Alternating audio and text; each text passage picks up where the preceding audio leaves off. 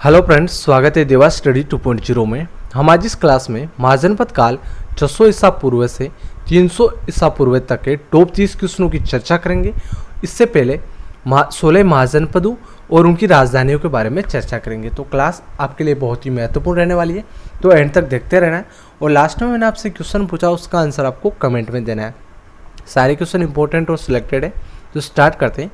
प्रारंभिक भारतीय इतिहास में 6ठी शताब्दी ईसा पूर्व को परिवर्तन काल के रूप में महत्वपूर्ण माना जाता है। ये काल प्राय प्रारंभिक राज्यों और लोहे के बढ़ते प्रयोग सिक्कों के विकास के लिए जाना जाता है। इसी समय बौद्ध और जैन सहित अनेक दार्शनिक विचारधाराओं का विकास हुआ साथियों, तो ये आपको ध्यान रखना है। अब बात करते हैं 16 महाजनपदों की और उनकी राजधानियों की। ये भी आपको याद कर लेना, ये आपको लिख लेना है, ठीक है। पहला महाजनपद है कुरु, और कुरु की राजधानी इंद्रप्रस्थ। पांचाल, पांचाल की राजधानी अहिच्छत्र या कापिल्य। सूरसेन की राजधानी मथुरा है। वश की राजधानी कौशाम्बी है। कौशल की राजधानी है साकेत या श्रावस्ती। ये आपको स्क्रीनशॉट ले लेना है और इनको याद कर लेना है। यह आपको एक रजिस्टर में लिख लेना है, सारी महाजनपद और उनकी राजधानियाँ। अगले है मल, मल महाजनपद है। इसकी राजधानी कुशीनगर या पावा है, आधुनिक पडरौना। अगला महाजनपद है काशी, काशी की राजधानी वाराणसी है। अंग है, अंग की राजधानी चंपा है। मगध की राजधानी गिरिव्रज, आधुनिक राजगृह है। तो यह गिरिव्रज या राजगृह जो भी ऑप्शन में आपको दिखे आपको राइट कर देना है, मगध की राजधानी। अगला है वृज्जी, वृज्जी की राजधानी मिथिला, जनकपुरी और वैशाली है। चेदी की राजधानी सुक्तिमती है, वर्तमान में बांदा के पास। मत्स्य की राजधानी विराटनगर है, ये राजस्थान जयपुर में है।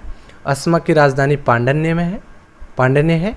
अवंती की राजधानी उज्जैनी है। गांधार की राजधानी तक्षशिला है और कंबोज की राजधानी राजापुर है। तो ये 16 महाजनपद हैं और इनकी राजधानियाँ, ये आपको याद कर लेना है सारे, ठीक है, क्योंकि एग्जाम में ये पूछे जाते हैं। अब बात करते हैं सभी महत्वपूर्ण क्वेश्चनों की। सारे क्वेश्चन इंपॉर्टेंट है, तो एंड तक देखते रहना है और आपको बताना है कि 30 में से आपके कितने क्वेश्चन राइट हो रहे हैं, ठीक है। तो पहला क्वेश्चन है, किस शासक ने गंगा और सोन नदियों के संगम पर पाटलिपुत्र नामक नगर की स्थापना की थी? तो वो कौन से शासक थे जिन्होंने गंगा और सोन नदियों के संगम पर पाटलिपुत्र नामक नगर की स्थापना की थी? तो वो थे साथियों उदयन। कौन थे? उदयन थे। बी ऑप्शन आपका इसमें राइट हो जाएगा। अगला क्वेश्चन है, हर्यक वंश किस शासक को कुणिक कहा जाता है? हर्यक वंश के किस शासक को, हर्यक वंश का कौन सा शासक है जिसे कुणिक कहा जाता है? तो वो शासक है साथियों अजातशत्रु। अजातशत्रु को कुणिक भी कहा जाता है और ये हर्यक वंश के शासक है, ये भी आपको ध्यान रखना है। अगला क्वेश्चन है, 323 ईसा पूर्व में सिकंदर महान की मृत्यु हुई थी। तो 323 ईसा पूर्व में सिकंदर महान की मृत्यु कहाँ पर हुई थी? तो ईसा पूर्व और ईस्वी का आपको बहुत ध्यान रखना है, ठीक है, ये आप कन्फ्यूज़न नहीं होना आपको। 323 ईसा पूर्व में सिकंदर महान की मृत्यु हुई थी बेबीलोन में। कहाँ पर हुई थी? बेबीलोन में हुई थी। तो बी ऑप्शन आपका राइट हो जाएगा। सिकंदर महान एवं पोरस या पुरु की सेनाओं ने निम्नलिखित में से किस नदी के आमने सामने तटों पर पड़ाव डाला था? तो मान लो ये नदी है, इधर पोरस या पुरु ने और इधर सिकंदर महान की सेनाओं ने पड़ाव डाला था। तो वो कौन सी नदी है? वो नदी है साथियों झेलम। झेलम नदी के दोनों तरफ पोरु या पोरस या और सिकंदर महान की सेनाओं ने पड़ाव डाला था, ये आपको ध्यान रखना है।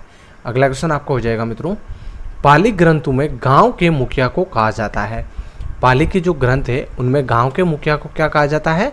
उनमें कहा जाता है साथियों भोजक या ग्राम भोजक, ठीक है, बी ऑप्शन राइट हो जाएगा किसमें। अगला क्वेश्चन है, उज्जैन का प्राचीन नाम था? उज्जैन का प्राचीन नाम क्या था? उज्जैन का प्राचीन नाम था साथियों अवंतिका, ए ऑप्शन राइट हो जाएगा आपका इसमें। अगला क्वेश्चन है, नंद वंश का संस्थापक कौन था? नंद वंश का संस्थापक कौन था? तो वो था साथियों महापद्म नंद। कौन है? महापद्म नंद है, ये नंद वंश के संस्थापक थे। अगला है, ग्रीक या यूनानी लेखकों द्वारा किसे अग्निमीज या जेंडरमीज कहा गया है?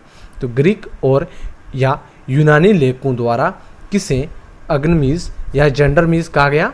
तो वो है साथियों घनानंद। घनानंद को ग्रीक यूनानी लेखकों द्वारा अग्निमीज या जेंडरमीज कहा गया था, ठीक है। अगला क्वेश्चन है, प्राचीन भारत में पहला विदेशी आक्रमण किनके द्वारा किया गया था? प्राचीन भारत में पहला विदेशी आक्रमण किनके द्वारा किया गया था? ईरानियों के द्वारा किया गया था। ए ऑप्शन राइट हो जाएगा इसमें आपका। अगला क्वेश्चन है, ईरान के खमनी वंश के किस शासक ने भारतीय भूभाग को जीतने के बाद उसे भारत साम्राज्य का 20वां प्रांत बनाया था? तो वो कौन से शासक थे जिन्होंने 20वां प्रांत बनाया था? तो वो थे साथियों डेरियस या दाहिर बाहु फर्स्ट। तो इंपॉर्टेंट क्वेश्चन है, ध्यान रखना है। सिकंदर ने भारत पर कब आक्रमण किया था? सिकंदर ने भारत पर आक्रमण कब किया गया था? तो साथियों आक्रमण किया था 326 ईसा पूर्व में, और 323 ईसा पूर्व में तो सिकंदर की मृत्यु हो गई थी बेबीलोन में। तो 326 ईसा पूर्व में सिकंदर ने भारत पर आक्रमण किया था। ठीक है, अगला क्वेश्चन है, मगध की प्रथम राजधानी कौन सी थी? मगध की प्रथम राजधानी कौन सी थी? तो वो थी साथियों ग्रीवरिज या राजगृह। इंपॉर्टेंट क्वेश्चन है, ध्यान रखना है। अगला क्वेश्चन है, किस शासक द्वारा सर्वप्रथम पाटलिपुत्र की राजधानी के रूप में चयन किया था? पाटलिपुत्र को राजधानी के रूप में चयन किया था, तो वो कौन सा शासक था? वो थे साथियों उदयन द्वारा। ठीक है, सी ऑप्शन राइट हो जाएगा आपका इसमें। अगला है, 16 महाजनपदों की सूची उपलब्ध है। जो हमने पीछे 16 महाजनपद पढ़े थे और उनकी राजधानियाँ पढ़ी थी, तो वो सूची है वो उपलब्ध कहाँ पर है? तो वो है साथियों अगुतर निकाय में। कहाँ पर है? अगुतर निकाय में है। तो बी ऑप्शन राइट हो जाएगा आपका इसमें। अगला क्वेश्चन है, निम्नलिखित में से मगध का कौन सा राजा सिकंदर महान का समकालीन था? सिकंदर महान के समकालीन मगध का राजा कौन था? तो वो थे साथियों घनानंद। कौन थे? घनानंद थे। बी ऑप्शन राइट हो जाएगा। प्रथम मगध साम्राज्य का उत्कर्ष किस सदी में हुआ था? प्रथम मगध साम्राज्य का उत्कर्ष किस सदी में हुआ था? तो वो साथियों 6ठी सदी ईसा पूर्व में। ठीक है, मगध साम्राज्य का उत्कर्ष हुआ था 6ठी सदी ईसा पूर्व में। अगला क्वेश्चन आपको हो जाएगा, अभिलेखीय साक्ष्य से प्रकट होता है कि नंद राजा के आदेश से एक नहर खोदी गई थी। तो वो थी साथियों कलिंग में। कहाँ पर थी? कलिंग में थी। सी ऑप्शन आपका इसमें राइट हो जाएगा। अगला था, पहला ईरानी शासक जिसने भारत के कुछ भाग को अपने अधीन किया था। तो पहला ईरानी शासक कौन था जिसने भारत के कुछ भाग को अधीन किया था? वो था साथियों डेरियस। तो सी ऑप्शन राइट हो जाएगा आपका इसमें। अगला है, नंद वंश का अंतिम सम्राट कौन था? नंद वंश का अंतिम सम्राट था साथियों घनानंद। कौन था? घनानंद था। बी ऑप्शन राइट हो जाएगा इसमें। अगला है, भारत में सिक्कों या मुद्रा का प्रचलन कब हुआ था? भारत में सिक्कों और मुद्रा का प्रचलन कब हुआ था? तो वो था साथियों 600 ईसा पूर्व में। ठीक है, महाजनपद काल के शुरुआत में ही हुआ था। मगध सम्राट बिंबिसार ने अपने राजवेद जीवक को किस राज्य के राजा की चिकित्सा के लिए भेजा था? तो बिंबिसार ने अपने राजवेद जीवक को किस राजा के चिकित्सक के लिए भेजा था? तो वो था साथियों अवंती के राजा के चिकित्सा के लिए भेजा था जीवक को। तो ध्यान रखना है। अगला क्वेश्चन है, किस शासक ने अवंती को जीतकर मगध का हिस्सा बना दिया था? किस शासक ने अवंती को जीतकर मगध का हिस्सा बनाया था? तो वो थे साथियों शिशुनाग। सी ऑप्शन राइट हो जाएगा इसमें। अगला क्वेश्चन है, किस मगध सम्राट ने अंग का विलय अपने राज्य में कर लिया था? तो वो कौन थे मगध सम्राट? वो थे साथियों बिंबिसार। बिंबिसार ने अंग का विलय अपने राज्य मगध में कर लिया था। अगला क्वेश्चन है, शिशुनाग ने किस राज्य का विलय मगध साम्राज्य में नहीं किया?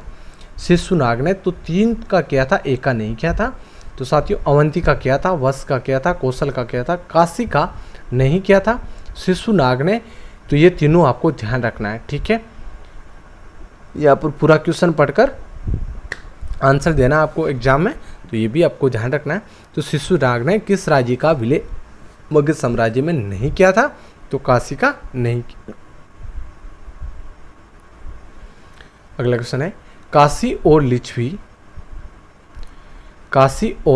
लिच्छवी का विलय मगध साम्राज्य में किसने किया था?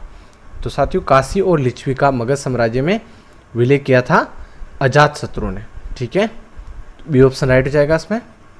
अगला क्वेश्चन है, निम्नलिखित में से किस राज्य में गणतंत्रात्मक शासन व्यवस्था नहीं थी?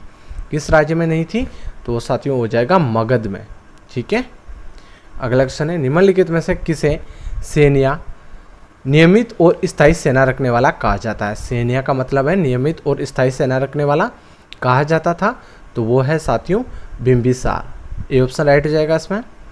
अगला हो जाएगा, निम्नलिखित में से किसे उग्रसेन भयानक सेना का स्वामी कहा जाता है? तो किसको उग्रसेन कहा जाता है? वो है साथियों महापद्मनंद। ठीक है, अगला क्वेश्चन आपका हो जाएगा निम्नलिखित में से कौन सिकंदर के साथ भारत आने वाला इतिहासकार नहीं था। सिकंदर के साथ आने वाला इतिहासकार नहीं था। तो 3 तो सिकंदर के साथ आने वाले थे, एक नहीं था। तो साथियों निरियाकस थे, एनियस सिक्रेटिस थे, एरिस्टोबुलस थे। सिकंदर के साथ आने वाले ये तीनों थे। हेरोडोटस है, ये सिकंदर के साथ आने वाले भारतीय इतिहासकार नहीं थे। तो डी ऑप्शन आपका इसमें राइट हो जाएगा। ठीक है, अगला क्वेश्चन है महाजनपद काल में श्रेणियों के संचालक को कहा जाता था। श्रेणियों के संचालक को कहा जाता था श्रेष्ठिन, कहा जाता था श्रेष्ठिन। ए ऑप्शन राइट हो जाएगा इसमें। अगला क्वेश्चन है गृहपति का अर्थ है। गृहपति का अर्थ है साथियों धनी किसान। क्या है? धनी किसान है। ए ऑप्शन राइट हो जाएगा आपका इसमें। अगला क्वेश्चन आपका हो जाएगा विश्व का पहला गणतंत्र वैशाली में किसके द्वारा स्थापित किया गया था। तो विश्व का पहला गणतंत्र वैशाली में किसके द्वारा स्थापित किया गया था? वो है लिच्छवी। डी ऑप्शन राइट हो जाएगा इसमें। और इस क्वेश्चन का आंसर आपको कमेंट में देना है। निम्नलिखित में से कौन एक मगध साम्राज्य की राजधानी नहीं रहा? मगध साम्राज्य की राजधानी नहीं रहा तो वो है साथियों, जिसका आंसर आपको कमेंट में देना है। ठीक है, ग्रीवरीज, राजगृह, पाटलिपुत्र, कौशाम्बी। ठीक है, आपको लिखना है कि लास्ट क्वेश्चन का आंसर ABCD जो भी आपको सही लगे आपको आंसर दे देना है। और वीडियो को लाइक और चैनल को सब्सक्राइब जरूर कर लेना, जिससे आपको लेटेस्ट वीडियो मिलता रहेगा। धन्यवाद। जय हिंद।